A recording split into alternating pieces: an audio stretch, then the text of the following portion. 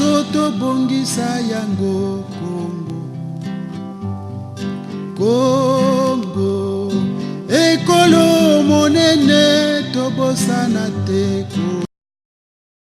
Heureux de vous recevoir encore une fois de plus ce soir, chers téléspectateurs et chers amis de l'émission La démocratie en marche. Bonjour mesdames, bonsoir mesdames et messieurs.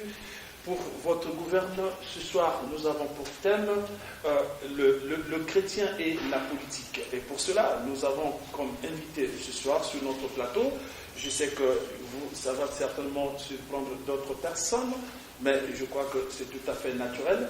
Alors, pour cela, nous allons recevoir sur ce plateau, ou nous recevons sur ce plateau, Monsieur l'abbé Jonas Koudissa. Il est prêtre catholique de l'archidiocèse de Brazzaville. Il est docteur en philosophie, option sciences politiques.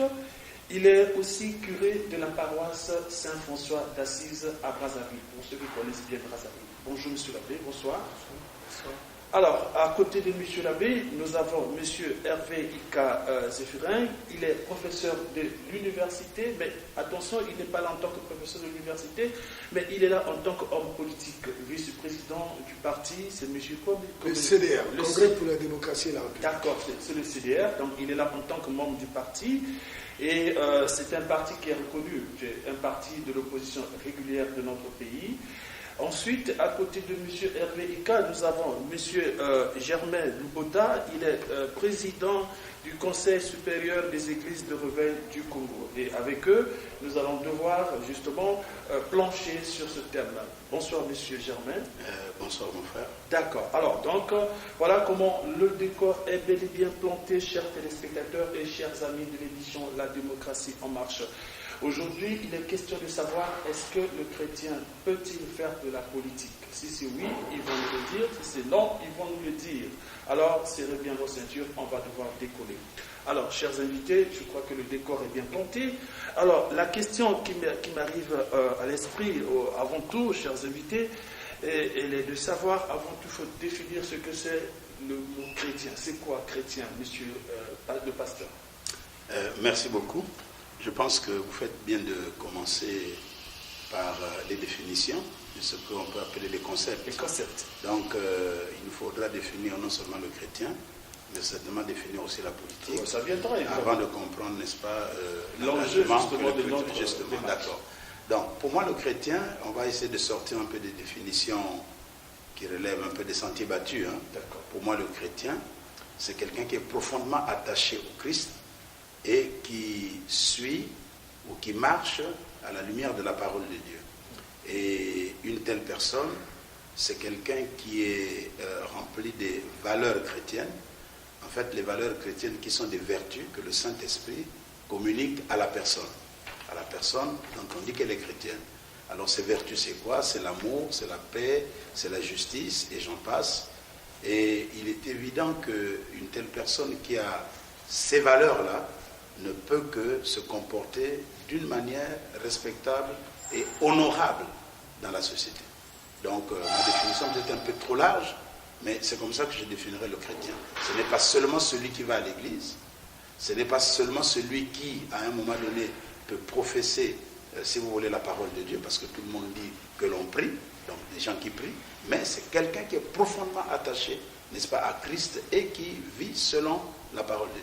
D'accord, ça c'est le pasteur Lubota qui vous donne justement la définition du chrétien conformément justement à sa connaissance ou à ses connaissances. Alors on va devoir naturellement poser la même question à M. l'abbé Jonas parce que au moins sur le plateau, vous savez que c'est eux qui sont les bergers justement de certaines communautés chrétiennes. Alors M. l'abbé, vous êtes d'accord avec le pasteur Lubota sur la définition de ce concept du mot chrétien? Je ne suis pas trop d'accord avec lui. Là, je ne suis pas d'accord. C'est peut-être quand il dit qu'il sort des sentiers battus, parce que ce qu'il a dit effectivement, c'est la définition fondamentale, basique, basale d'être chrétien. C'est en Antioche que pour la première fois les adeptes de Christ ont été appelés chrétiens. Il a dit profondément attachés au Christ. C'est ce profondément attaché au Christ qui a fait dire aux gens qu'ils étaient comme des Christ. Et donc le chrétien, c'est le Christ, donc, qui incarne certaines valeurs, certaines convictions, et aussi d'une façon d'agir dans la société.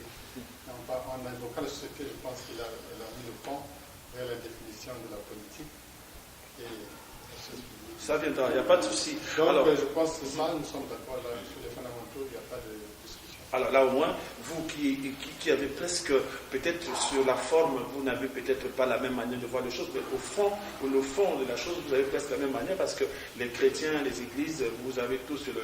Alors, on va voir avec... Entendu, il y a le baptême, mais pendant la théologie. D'accord. Là, je pense que nous sommes d'accord sur le...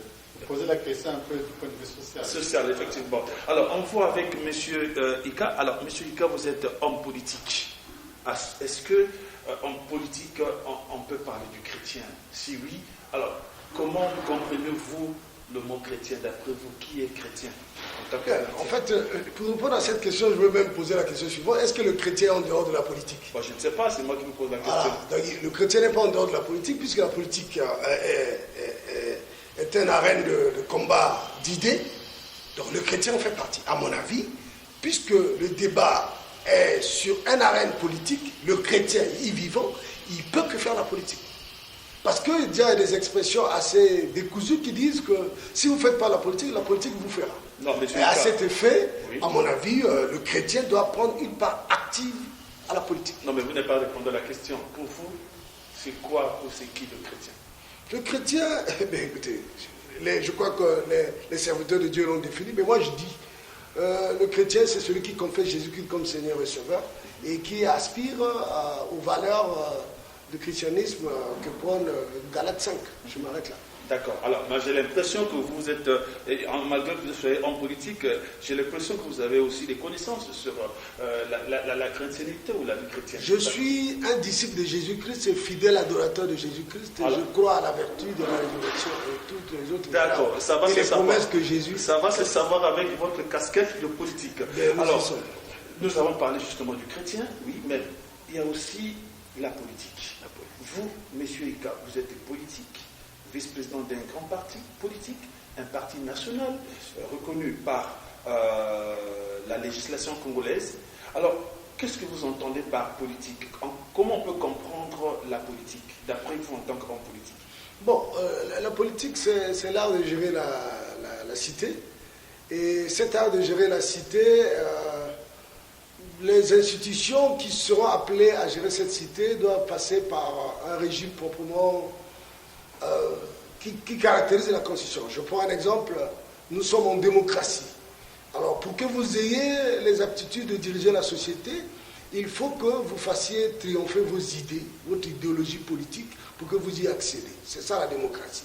Mais par contre, dans les régimes théocratiques ou les monarchies théocratiques, c'est souvent Dieu, à travers ses serviteurs, qui choisit. Mais ici, c'est une arène de combat d'idées, où on ne peut pas se laisser faire en politique, il faut chercher à faire triompher les valeurs. Mais en tant que chrétien, si on est dans cette arène politique, l'objectif consistera donc à faire triompher non seulement l'idéal politique que vous défendez, mais aussi les valeurs chrétiennes que nous défendons.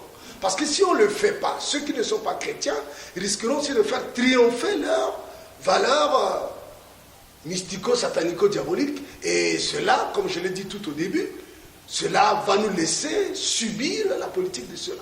Voilà donc les raisons pour lesquelles je pense que le chrétien doit prendre une part active à la politique. D'accord. Là, ok, non, on va voir avec M. L'abbé Jonas. L'abbé Jonas, vous êtes docteur en philosophie, je crois, si j'ai une bonne mémoire, depuis 2008. De 98. 98, d'accord. Et vous avez, en philosophie, vous avez donc ce doctorat avec pour option sciences politiques. Alors, ça veut dire que vous êtes largement capable aujourd'hui de nous définir scientifiquement parlant ce que c'est la politique. Parce que la politique, on ne veut ou pas, il y en a de ceux qui pensent que c'est une science, même si elle n'est pas exacte, mais elle fait partie quand même des sciences sociales. Alors vous, en tant que spécialiste, on peut le dire dans ce sens-là, comment définissez-vous la politique? Mais la politique, je crois que mon professeur l'a bien défini aussi, la police, c'est la société, c'est la gestion de la chose publique, de la société, de la vie commune, du bien commun. Et bien entendu, il y a plusieurs tendances en politique, plusieurs théories, mais ce qui est important, c'est que les gens, les chrétiens, précisément, qui ont quand même une vision du monde, se mêlent de cette politique-là, de cette gestion de la chose publique. Donc la politique, c'est la cité, et c'est l'organisation. Je dirais même que l'être humain est un être foncièrement politique, puisqu'il est créé social et relationnel. Et donc la vie sociétale nécessite forcément une organisation, une gestion sociétale commune. Donc des règles de jeu et tout cela. Donc c'est cela la politique. C'est une exigence même de la nature humaine, avant de parler de la révélation chrétienne. D'accord. Alors, pasteur Lobota, je ne sais pas si, en tant que pasteur, parce qu'on entend beaucoup de nos frères, de nos sœurs des églises de réveil, quand vous leur posez des questions sur la politique, beaucoup ont souvent tendance à dire que non, mais moi, je suis pour le Christ, je ne fais pas la politique. Alors, pasteur Lobota, vous, en tant que président du Conseil supérieur des églises de réveil, et je crois que ça pourra aussi édifier justement vos sœurs, vos frères de la structure. Est-ce qu'on peut comprendre la politique de la même manière dont vos prédécesseurs l'ont définie? Oui, dans le fond, si vous voulez, à propos du concept, nous sommes d'accord. Parce qu'effectivement, politique vient des mots grecs, politikos, et qui nous donne police, comme mon frère M. l'abbé l'a dit, police qui veut dire cité, ou ville, ou société. Et donc, la politique, si nous prenons ce concept-là tel que nous venons de le dégager, littéralement, on peut le définir en le prenant d'abord comme un adjectif. Comme un adjectif, quand on dit un homme politique, on peut dire c'est quelqu'un qui fait de la politique, ou alors quelqu'un qui s'occupe des affaires de la cité, donc c'est-à-dire des affaires publiques. Donc nous sortons là, si vous voulez, du cadre tout à fait des affaires privées, donc des affaires publiques. Maintenant, quand on dit la politique c'est un ensemble, un peu comme on l'a dit aujourd'hui, quand on regarde, n'est-ce pas, les régimes que nous avons dans nos sociétés, qu'il s'agisse des régimes, comment dirais-je, démocratiques, qu'il s'agisse de telles tendances, par exemple, nous connaissons le socialisme, n'est-ce pas, qui existe. Donc, la politique, si nous regardons sur cet angle-là, c'est quoi? C'est l'ensemble des options prises par un gouvernement, d'un État, dans les domaines qui relèvent de son autorité. L'économie, la culture, la santé, etc. Et donc, tout ce que l'État fera dans le cadre de ses affaires publiques et dans ces domaines-là, relèvera bien sûr de la politique. Maintenant, par rapport à la question, est-ce que le chrétien peut-il s'engager en politique et l'attitude? Non, ça viendra. Dans les églises de réveil, non, attendez, dans les églises de réveil qui pensent qu'on ne peut pas faire la politique en tant que chrétien. Moi, je pense, et surtout en écoutant ce que M. Ika vient de dire tout à l'heure, il est même allé trop vite, je vais dire que c'est une erreur. C'est une erreur parce que si justement nous nous arrêtons à la définition qui veut que la politique, c'est l'art de gérer, n'est-ce pas, les biens de la cité, mais ça ne heurte pas, ça n'énerve pas les valeurs chrétiennes si vous faites de la politique de cette façon-là. C'est-à-dire que si vous allez dans ces affaires publiques, y travailler, et surtout que le chrétien bénéficie déjà de ce qu'on disait tout à l'heure, de ces valeurs, n'est-ce pas, intrinsèques qui sont en lui. Et tout à l'heure, quand je parlais, n'est-ce pas, de la définition un peu bateau, c'est que nous pensons toujours que le chrétien, c'est celui qui va à l'église, ou le chrétien, c'est celui qui prie. En réalité, le chrétien, c'est tel que nous l'avons défini, Monsieur l'abbé et moi, c'est vraiment le disciple du Christ, donc qui incarne ses valeurs, qui vit selon ses valeurs. Et donc nous voyons que si le chrétien aujourd'hui peut s'engager dans les affaires publiques, mais il ira là-bas avec ses valeurs qu'il porte en lui. Et je pense que si, par exemple, chez nous, dans notre pays, c'est un exemple que je donne pour essayer de faire comprendre ce que je dis, pour terminer, imaginons que nous ayons beaucoup de chrétiens qui œuvreraient dans les affaires publiques, eh bien, aujourd'hui, on parlerait peut-être moins des antivaleurs, si c'est vraiment des chrétiens, là. Voyez-vous, mais parce que les chrétiens délaissent, si vous voulez, ces choses-là, pensent qu'ils ne peuvent pas y aller ou ils ne peuvent pas faire la politique dans ce sens-là, alors c'est un tort parce que nous laissons le pays un peu aux gens qui malheureusement n'ont pas ces valeurs en eux. La preuve c'est qu'ils en parlent, mais ils sont les premiers, n'est-ce pas, à le faire. Maintenant, quand les chrétiens parlent de tel que vous venez de dire, monsieur le journaliste, à savoir qu'on ne peut pas faire la politique, c'est parce qu'eux, ils définissent la politique comme étant le fait d'appartenir à un parti politique. Nous sommes d'accord? Et nous savons qu'il y a des partis politiques, malheureusement, qui n'incarnent pas toujours un certain nombre de valeurs, comme celles dont nous venons de parler tout à l'heure, ou alors qui ont des idéologies telles que on pourrait se retrouver en conflit par rapport à ces idéologies avec la parole de Dieu. n'est-ce pas? Et de ce point de vue, alors en ce moment-là, on ne voudrait pas aller dans ce genre de parti ou aller faire la politique de ces partis-là, même en allant dans les affaires publiques, parce que justement, on a là-bas des idées, des valeurs qui sont à l'opposé des valeurs chrétiennes. D'accord. Alors, j'ai lu quelque... Moi, je ne suis pas d'accord avec ça. Vous êtes libre de cela. Son explication selon laquelle pourquoi, enfin, pour exemple, laquelle les chrétiens n'iraient pas dans la politique. Ce n'est pas parce que les partis qui sont là ne sont pas compatibles de leurs idées, de leurs valeurs qu'ils incarnent. Je pense qu'ils ont c'est plutôt la peur de se salir, parce que la politique est faite d'une certaine manière, ils ont peur de se salir, mais je pose la question, pourquoi ils n'iraient pas faire leur propre parti, ou aller là-bas pour changer, pour influencer ces partis-là, ou en tout cas ce monde-là de la politique, avec leurs valeurs qu'ils incarnent, qu'ils portent, lesquelles on puisse les appeler. Donc je dis que c'est une fausse excuse si on n'y va pas parce qu'on a peur de se salir les mains. Parce que on reviendra aussi d'ailleurs pourquoi on va en politique en tant que chrétien. Parce que nous avons une vision, nous avons une attente, nous avons une espérance chrétienne à défendre. Nous croyons que le royaume de Dieu va s'accomplir. La Bible annonce plusieurs reprises des cieux nouveaux, une terre nouvelle, ça va de tomber du ciel. Il demande notre participation. Donc les chrétiens qui se croisent les mains en attendant que Dieu lui-même fasse des choses, qu'on entend souvent, c'est l'affaire de Dieu. Ça sera pas comme ça. Juste pour apporter un tout petit point. Non, ce que dit M. Labbé, il a raison. En fait, c'est pas que je partage ça. Tout à l'heure, j'ai dit que c'était un tort que le chrétien, justement, ne s'engage pas dans la politique. Mais c'est parce que, justement, et c'est pour ça que je vous disais que c'était bien d'avoir commencé par la définition des concepts, c'est parce que, justement, ils prennent des raccourcis. Tout à l'heure, je veux dire que la politique, pour certains, c'est juste appartenir à un parti politique. Mais si le chrétien sent que ce parti politique prend des valeurs qui sont, ou dans sa pratique même, ce sont des pratiques qui sont à l'opposé de ce qu'il croit, il n'ira pas. Ça a été le cas, par exemple, pour le marxisme. Même si on sait que Karl Marx lui-même est dit ton fils de pasteur, enfin je ne l'ai pas lu, mais c'est ce qui se dit, qu'il sort quand même du milieu chrétien et il a développé, n'est-ce pas, toute la théorie sur le marxisme. Mais à un moment donné, on a dit que le marxisme était, n'est-ce pas, contre Dieu. Bon, alors, un chrétien, quand il entend ça, il ne voudra pas certainement être marxiste. Non, contre Dieu ou contre la religion disons contre la religion, plutôt pour dire contre la religion. Puisque la religion, c'est le fait lui-même. Mais j'ajoute, pour terminer sur cette argumentation-là, malheureusement, pour le commun des mortels, chez nous, peut-être parce qu'on n'a pas bien défini les concepts, on croit que la politique, c'est l'art de mentir aussi. On a bien dit ici que tout politique est menteur, les politiques sont des menteurs, d'ailleurs quand ils font des promesses, ils les a, comment dirais-je, voilà, c'est ça. Et donc, comme ils ne les tiennent pas, alors en ce moment-là, ils ont peur, effectivement, il a raison, ils ont peur d'y aller, parce qu'y aller, c'est se mouiller. Y aller, alors que ce n'est pas du tout ça.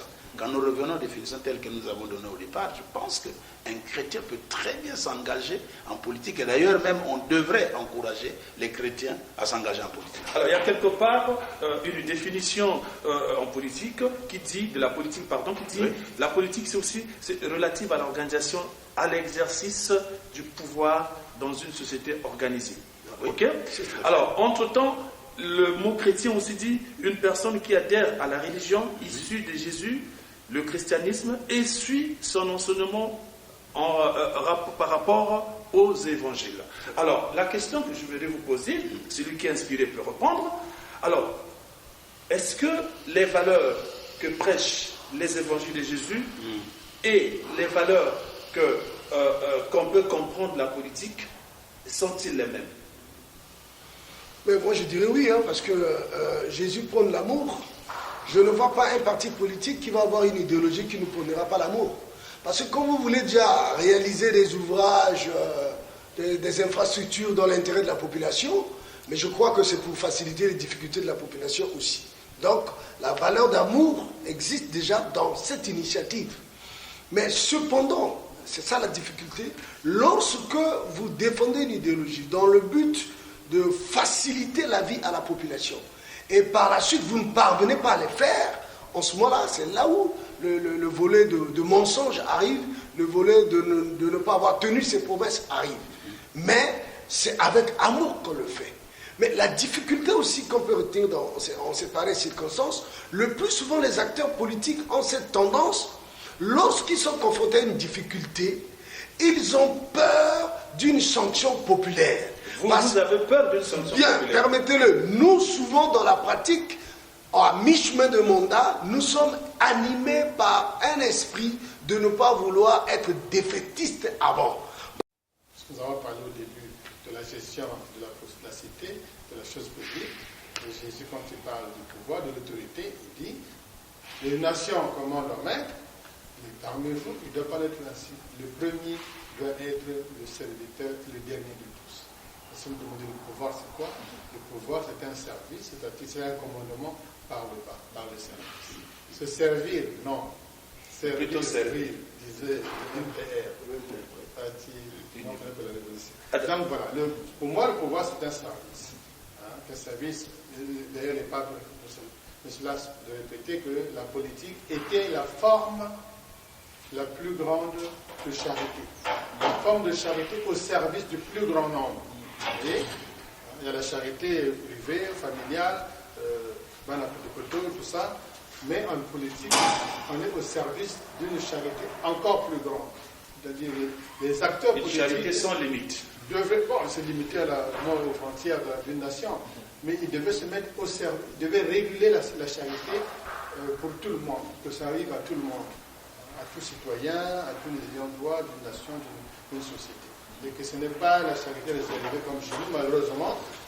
Nous fonctionnons dans la politique, malheureusement, comme on fonctionne dans nos clubs, dans nos familles. Ce qui fait que lui, quand il va prendre le pouvoir, il ne va plus penser à donner la place à M. l'abbé, il va appeler son cousin, parce qu'il pense que son cousin a plus de droit que M. l'abbé. D'accord. Alors, pasteur, la politique, il y en a de ceux, comme vous l'avez dit tantôt, c'est aussi, il y en a de ceux qui définissent la politique comme l'art de mentir, et il y en a de ceux qui disent que la politique, c'est aussi un moyen de marcher sur l'autre. Lorsqu'on a le pouvoir, on a les privilèges, on a tout ce qu'on veut.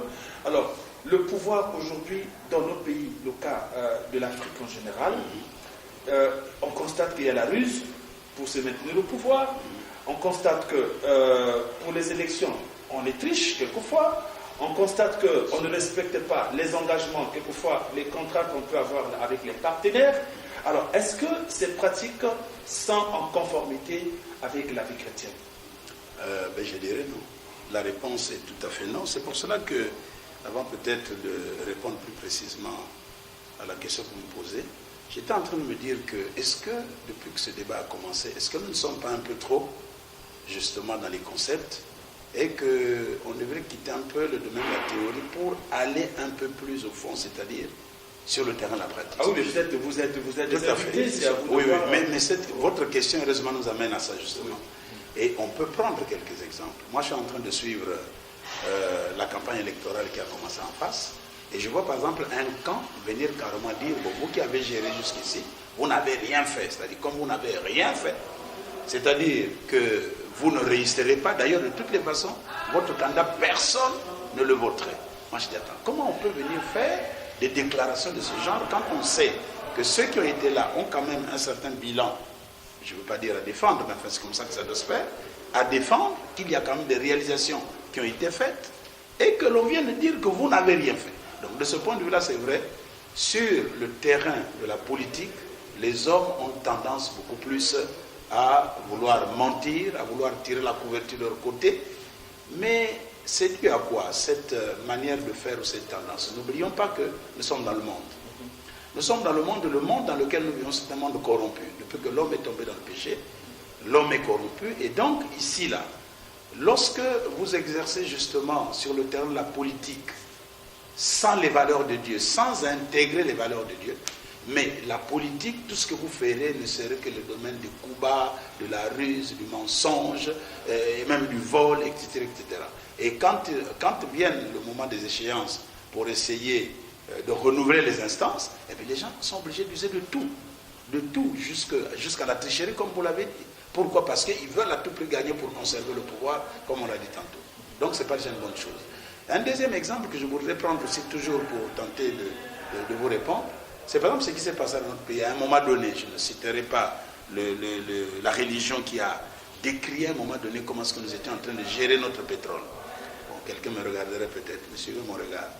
Mais tous les politiques se sont levés pour crier haro sur le baudet religion qui veut s'insérer sur la question politique. Et aujourd'hui, encore même dans les débats que nous avons au sein de la société civile, vous avez des cadres dans ce pays, des intellectuels correctement formés qui pensent que la religion ou le christianisme ou les chrétiens devaient être confinés uniquement à leur rôle d'aller prier, de chanter, de ne rien faire, sauf que quand ils ont trop chanté, après on dit « Ah non, il faut encore les gens sont morts ». Donc il y a comme une volonté pour les gens qui sont en politique, mais qui n'ont pas intériorisé les valeurs chrétiennes, à vouloir confiner, si vous voulez, la religion de façon générale, et les chrétiens, uniquement à la seule sphère privée, c'est-à-dire pour gérer les questions de foi, point barre. Mais faire le lien pour aller en politique, ça, ils n'en veulent pas.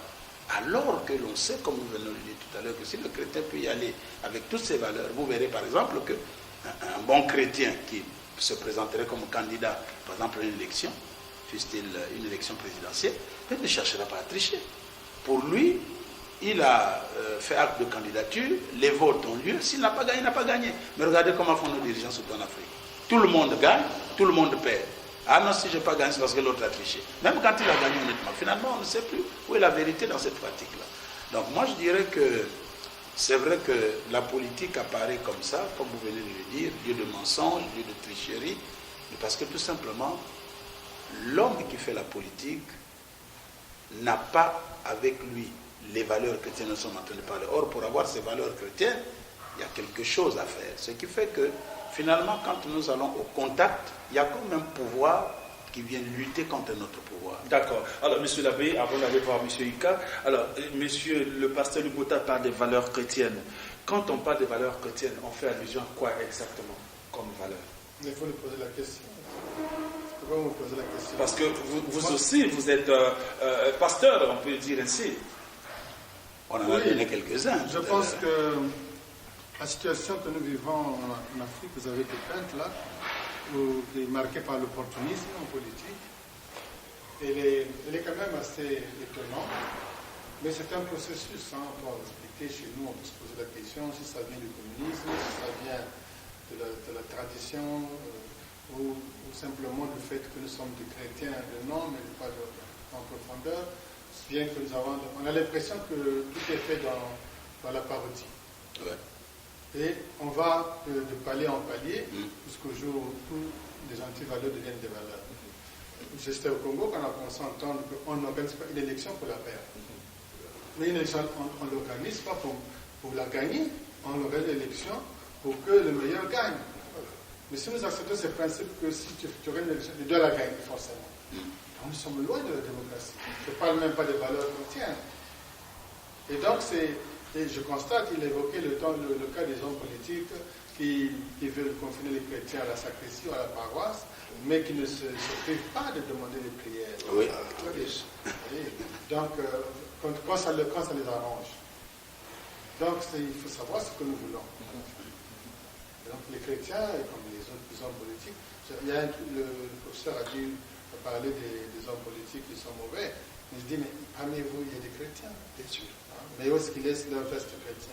Ouais, quand ils sont là-bas. Parce que la plupart des Congolais sont chrétiens, sont baptisés. Pourquoi, quand ils arrivent en politique, ils ne y vont pas avec leur conviction? Peut-être qu'ils n'en ont pas du tout. D'accord. Alors, monsieur Ika, vous êtes politique. Il y a quelque part, Machiavel disait tous les moyens sont bons en politique pour atteindre ses objectifs. Vous n'avez pas dit on peut utiliser tous les moyens pour obtenir ou bien pour prendre le pouvoir. Alors, vous, tout à l'heure, vous disiez qu'il y a aussi des hommes politiques chrétiens, vous-même vous disiez que vous êtes chrétien. Alors, est-ce que la vision de Machiavel, hier, peut-être même aujourd'hui, vous, politiques, vous continuez à accepter cette réalité? Non, je ne peux pas l'accepter, que tous les moyens sont bons pour arriver au sommet. Non, je ne suis pas du tout d'accord. De quels moyens s'agit-il ici? Il faut qu'on puisse nous énumérer un à un. La fraude, la corruption, la tricherie, etc. Non, je dirais non. Je n'ai pas besoin d'attendre une loi pour que je puisse me conformer à ces attitudes-là. Déjà même, la foi que je confesse en Jésus-Christ m'interdit ces choses. Donc je ne peux pas utiliser des moyens de ruse, je ne peux pas utiliser des moyens de corruption pour arriver au sommet.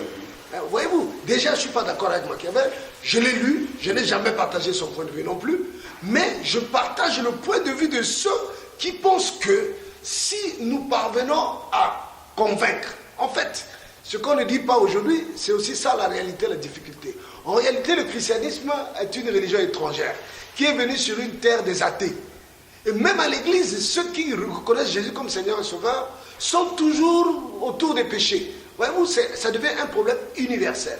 Donc, quitte à amener son comportement de l'église à la politique ou de la politique à l'église, le fondement c'est quoi? Rester fidèle à la foi qu'on confesse.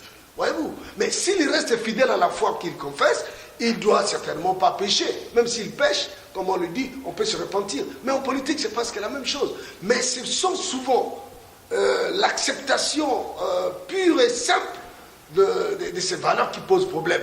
L'athée qui a accepté Jésus comme Seigneur et Sauveur, et parce que ses arrière-parents ont grandi dans le fétichisme, il ne peut pas se débarrasser de ses amulettes, parce que ces amulettes lui donnent le pouvoir de dominer sur les autres. Par conséquent, s'il vient même à la politique, il pense toujours que ces amulettes l'autorisera toujours à dominer sur les autres. Mais il va confesser sous la foi chrétienne, comme l'abbé l'a dit tout à l'heure. La preuve, il confesse la foi. Lorsqu'il est dans le besoin, il demande l'assistance de pasteur. Lorsqu'il n'est pas dans le besoin, il va encore renier ses gris-gris. Voyez-vous, toutes ces transhumances de comportement reflètent carrément la réalité, tant dans l'église que dans le milieu politique. Monsieur l'abbé, alors, vous, au niveau de l'église, puisque M. Ika parle de l'église, je fais allusion ici à l'église catholique.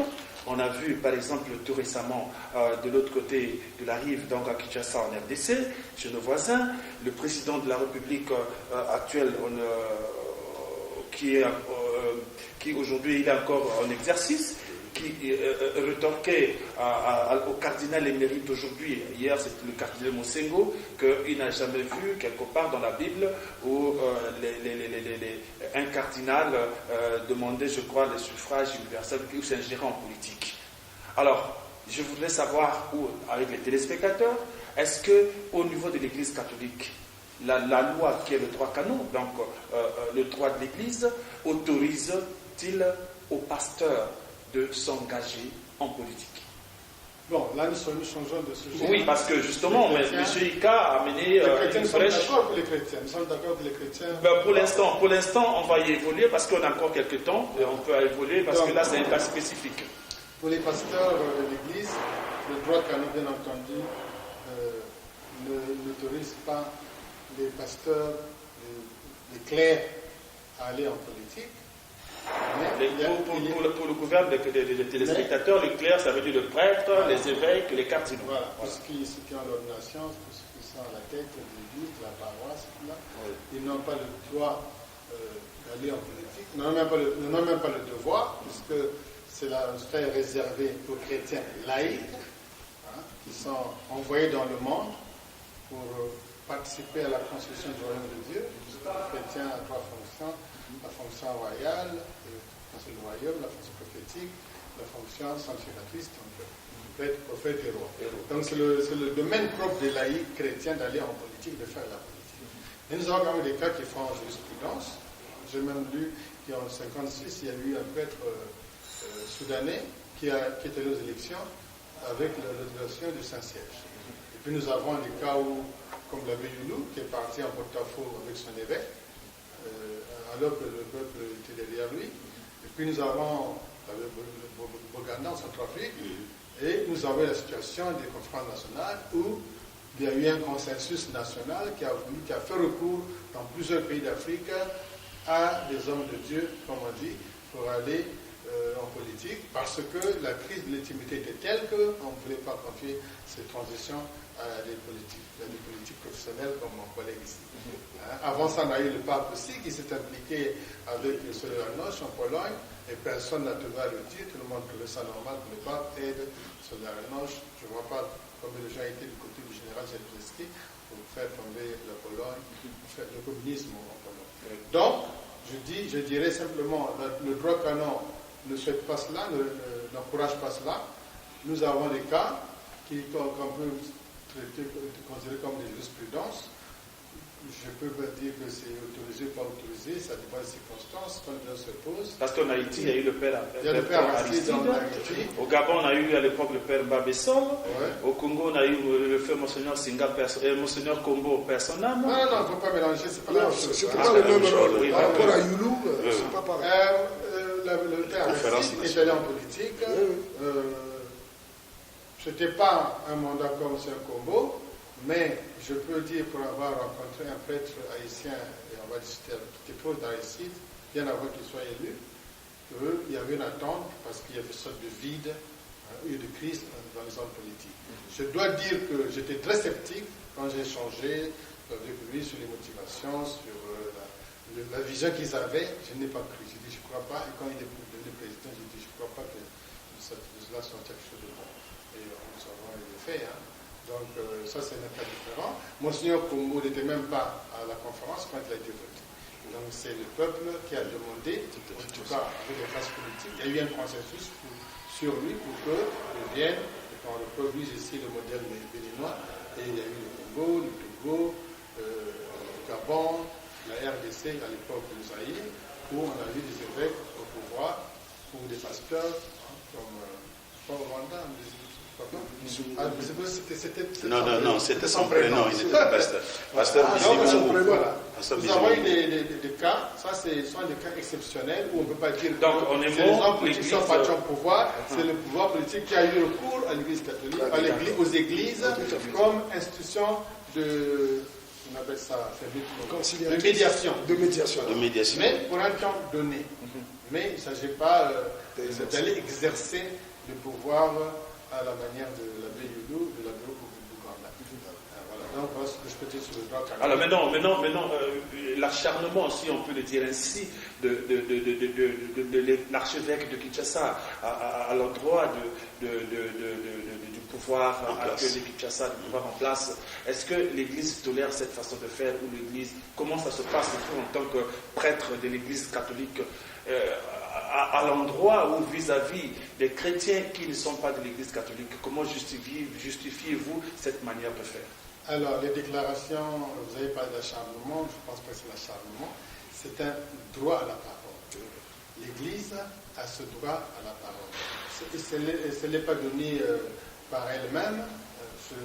Si vous regardez le procès de Jésus dans l'évangile de Saint Jean, Jésus devant Pilate, Jésus affirme que lui, il est venu dans le monde pour rendre témoignage à la vérité.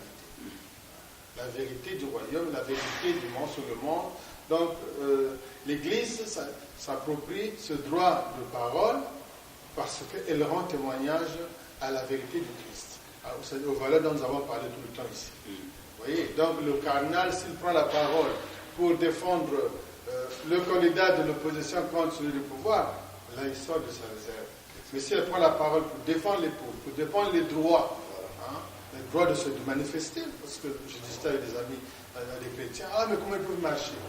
Mais la marche est un acte pacifique, non violent. Et c'est un moyen de On revendication. exprime son point de vue, et ça c'est la dignité humaine, c'est les fondamentaux de la dignité humaine. Et vous savez, dans l'Église, ce qu'on appelle l'option préférentielle pour les pauvres. Jésus a eu une option pour les pauvres. Il a toujours été proche des pauvres, toujours défendu les plus pauvres, les plus faibles. Et donc l'Église, c'est se donner la parole pour donner la parole à ceux qui n'ont pas de parole. Donc il n'y a pas, à mon sens, un acharnement quand on demande au président de respecter les lois, la Constitution, les mandats. C'est un devoir basique de l'Église, que ce soit l'Église catholique, que ce soit les églises de l'éveil. Nous devrions être tous d'accord parce que c'est pas en notre nom propre, c'est au nom du Christ qui nous a donné mandat. Et que le Christ, sa parole ne concerne pas seulement la vie privée des chrétiens, elle concerne toute la vie du monde, y compris la politique. La politique n'est pas un domaine qui se retrancherait de la révélation chrétienne ou de la vision chrétienne du monde. Vous voyez? Donc les politiques ont tort de dire que non, mais vous sortez de votre domaine. Nous sortirions de notre domaine si nous allions au gouvernement. Nous allons faire la politique du jour, active. Et quand nous engageons pour qu'il y ait une meilleure politique, pour qu'il y ait de meilleures lois, pour qu'il y ait de meilleures décisions, de meilleurs actes politiques, ça, nous ne faisons, nous ne sortons pas de domaine. Monsieur Ika, aujourd'hui, quelles seraient les conséquences pour ces chrétiens qui refuserait de s'engager en politique? Mais j'allais même répondre directement en vous surprenant. La conséquence, c'est qu'on vote maintenant des lois qui autorisent l'homosexualité. La conséquence, c'est qu'on vote maintenant des lois où il n'y a plus de père et de mère. C'est parce que les chrétiens qui auraient dû prendre place dans ces actions politiques se sont laissés berner par des phrases simples comme la liberté, qui en réalité n'est qu'un libertinage, qui va jusqu'à l'encontre de la volonté de Dieu. Voilà la conséquence. Et c'est au point où le chrétien, on les réduit au niveau d'un acceptant passif. Et c'est ce que nous ne voulons pas. Et c'est ce que M. Ika ne partage pas. Il faudrait bien que nous nous réveillions pour que nous contribuions à voter des lois justes. Sinon pas en commençant par l'homosexualité, en commençant par les mariages gays, etc. Mais demain, on arrivera à un moment où on nous autorise d'aller avoir des relations incestueuses dans la maison. Donc il faudrait bien que... On en a déjà, puisqu'on a préconisé les cours de sexualité à l'école primaire. Voilà, autant de choses. Alors, si la majorité, ça c'est mon point de vue, si la majorité des députés étaient des députés qui partagent ces valeurs chrétiennes, à mon avis, ils devaient être quand même interpellés pour qu'ils contribuent efficacement à ce que ce type de loi ou ce type de décret de textes administratifs ne soient pas votés. Voilà la conséquence. Monsieur Le Bota, vous êtes pasteur aujourd'hui, de surcroît président du Conseil supérieur des églises de Réveil du Congo. Aujourd'hui, quel serait le message s'il y avait lieu justement à s'adresser à ses frères et sœurs des églises de Réveil qui pensent qu'ils ne doivent pas s'engager en politique parce que c'est une manière de se salir eux-mêmes? Oui, le message qu'il faudrait leur lancer, d'abord, je vais essayer de répondre en essayant un peu de surfer sur les réponses qu'ils ont données. Oui. D'abord, il faut constater que le chrétien, c'est quelqu'un qui a reçu Christ, mais dont la Bible dit qu'il est une nouvelle créature. Donc non seulement qu'il incarne ces valeurs dont nous parlons, telles que les valeurs de justice, on dit que c'est la justice seule qui élève une nation. Mais non seulement il incarne ces valeurs-là, mais il a en lui un pouvoir. Vous savez, vous devenez enfant de Dieu, vous avez un pouvoir. Donc avec ce pouvoir-là, il peut arriver en politique et obtenir des choses de la part de Dieu, parce que n'oubliez pas que tout vient de Dieu. Tout ce que nous recevons vient de Dieu. Donc si lui, il vient en politique avec ce pouvoir dont il dispose, nous verrons même que la pratique politique peut être bien meilleure que celle qu'on nous offre. Je vais vous donner des exemples, puisque tout à l'heure vous avez parlé du droit canon. Regardez par exemple, dans la Bible, Joseph a été Premier ministre. Nous sommes d'accord? Dans un milieu pourtant corrompu. Mais vous voyez ce que Joseph a apporté? Parce qu'il a compté sur Dieu pour faire ce travail-là. Daniel a été aussi ministre aussi, ou conseiller spécial au niveau à Babylone. Nous avons aussi Naaman le Syrien. Voyez-vous, donc nous pensons que la Bible n'interdit pas. La Bible n'interdit pas ce conseil. Et quel est le message naturellement que vous avez? Le message, je pense qu'il faut que les chrétiens qui sont d'abord des citoyens des cieux par le fait qu'ils ont cru en Jésus, mais également citoyens de leur pays, doivent s'engager en tant que citoyens dans les affaires publiques, parce que s'ils ne le font pas, ils laisseraient la part belle aux impies, à ceux qui ne connaissent pas Dieu, qui n'incarnent pas ses valeurs, et donc ne nous étonnons pas que nous ayons des sociétés corrompues, malades, parce que nous ne voulons pas faire notre part. Donc ils s'engagent en politique. Ok, monsieur l'abbé, vous êtes l'aumônier des hommes politiques, et ces hommes politiques qui viennent vers vous, vous leur dites quoi lorsqu'on sait que la politique dans nos pays, c'est la ruse, la tricherie, on voit comment les résultats des élections, ou même les anti-valeurs qui habitent justement notre société aujourd'hui au Congo. Vous leur dites quoi exactement? Si encore, venez vers moi. Oui. Ça, c'est bien dit, ça. Ils viennent pour la viennent prière. dans ces conditions. On les invite souvent, mais ils ne viennent pas vraiment. Ils viennent quand ils sont pressés, quand ils ont besoin de quelque chose. Viennent, on va essayer de faire en sorte qu'on les voit plus souvent. Vous voyez, qu'on les voit plus souvent. Et je voulais justement terminer justement par ce texte de la Bible que les hommes politiques aiment tant citer. Romains 13. Toute autorité vient de Dieu. Voilà. Ça les intéresse quand ils attendent des chrétiens qui leur obéissent. Vous voyez? Mais toute autorité vient de Dieu, ça veut dire aussi leur autorité vient de Dieu. Voilà. Si elle vient de Dieu, ça veut dire que Dieu est la dernière instance qui juge leur autorité. Tout à fait. Donc, eux-mêmes, ils ont des comptes à rendre à Dieu.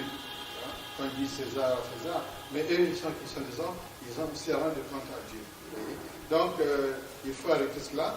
cette dichotomie, cette séparation du domaine. Je pense que ce n'est pas seulement les chrétiens de l'Église de l'éveil qui fuient la politique, les catholiques aussi fuient la politique. Déjà, quand j'ai dit que j'avais une émission sur les chrétiens de la politique, c'est dangereux.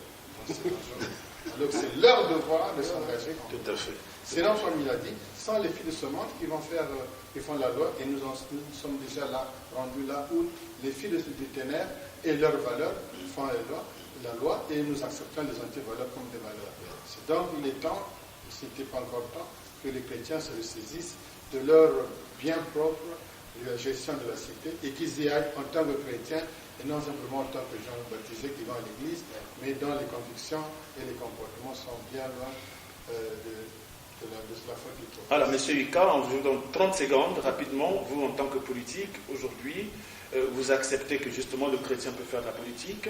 Alors, quel va être le message que rapidement vous pouvez donner à vos collègues politiques, que ceux-là, s'ils peuvent accepter justement, ou peuvent mettre en pratique les valeurs chrétiennes? Je leur demande de cesser de jouer le double jeu. La journée, ils sont à l'église, la nuit, ils sont dans les sectes pernicieuses. C'est ce qui les met dans une position assez difficile de se tenir debout. On s'engage dans le Seigneur pour la vie et pour défendre ces valeurs pour lesquelles nous étions baptisés. Amener et garder cette valeur dans la vie politique. D'où je demande maintenant à ces politiques d'intérioriser ou encore de faire triompher les valeurs chrétiennes dans leurs actions politiques. À ceux qui ont été animés par la volonté de faire la politique, ça ne sert pas de se réserver. Nous sommes investis d'une autorité. On nous a dit, je vous donne le pouvoir de marcher sur les serpents, les scorpions. Mais ce pouvoir, nous devons en faire aussi usage pour changer les antivaleurs, pour changer les pratiques des sectes pernicieuses qui dominent maintenant la gestion de la chose publique. Il conviendrait que les hommes politiques puissent s'engager fermement dans l'action chrétienne, dans leur orientation et dans leur idéologie politique. Ce n'est qu'à ce prix qu'on peut dire avec sincérité, nous remettons notre pays entre les mains de Dieu, que d'utiliser des simples fantasmes pour y arriver. Et lorsqu'on y est, on se souvient encore de ces amulettes qu'on a abandonnées depuis un moment. Un petit témoignage, monsieur le journaliste. Oui, rapidement, nous avons évolué dans notre nation, oui. Parce qu'avec la dernière constitution qui a été votée, oui. Vous savez qu'on a admis que dans les conseils consultatifs qui ont été mis en place, sûr. On admet la présence des confesseurs religieux dedans. Et ça, c'est un combat que nous avons mené pour essayer de faire accepter, n'est-ce pas, dans le cadre de cette évolution des institutions, que l'homme religieux ou alors le chrétien s'insère aussi dans les actions. Donc dans ces conseils-là, vous verrez quand ils seront publiés, vous allez voir exactement qu'il y a des confessions religieuses qui ont été acceptées pour y faire partie. Alors, chers téléspectateurs, chers amis de l'émission La démocratie en marche, nous sommes arrivés pratiquement à la fin de notre émission. Alors, je voudrais justement, à titre de rappel, pour ceux qui ont suivi un peu avec beaucoup de retard cette émission, tous nos invités, tous les invités sur le plateau, donc l'abbé Jonas, le pasteur Lubota et M. Ika qui est politique aussi, nous ont fait savoir qu'effectivement le chrétien peut s'engager en politique. Alors donc, doit s'engager en politique, peut s'engager pour ceux qui ont peur de s'engager, et ceux qui sont déjà engagés, ils doivent s'engager de manière vraiment positive, parce que justement c'est aussi aimer justement l'autre. Alors nous sommes pratiquement arrivés donc à la fin de cette émission. Je voudrais donc dire merci à toute l'équipe technique qui nous a permis justement de réaliser pratiquement cette émission.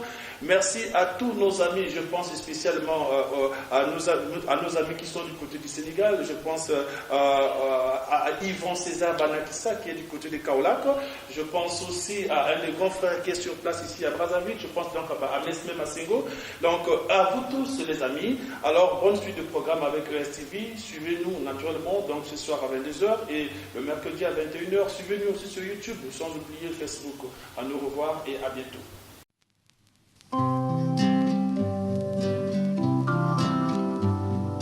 Kongo ekolo na biso tobongisa yango.